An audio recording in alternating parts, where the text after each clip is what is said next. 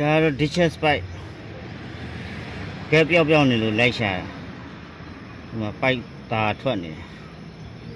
ရဖိုးပါရဖိုး ပိုက်သားထွက်နေတဲ့ခါကျတော့ပေါ့စီနဲ့ထွက်နေတော့အဲ့မှာကဲကုံသွားတော့တဲ့ခါခဲလေးရဲ့ခါ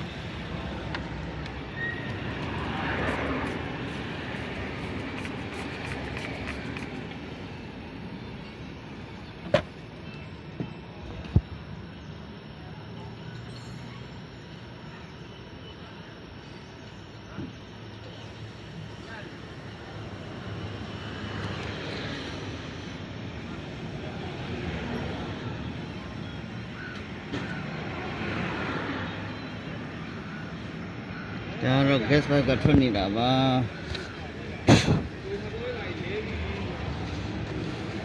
gas pipe ကထွက်တာကို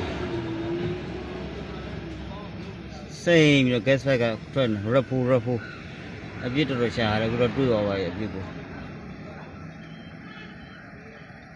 gas pipe ကစိမ့်နေတာပါရဖိုးပါ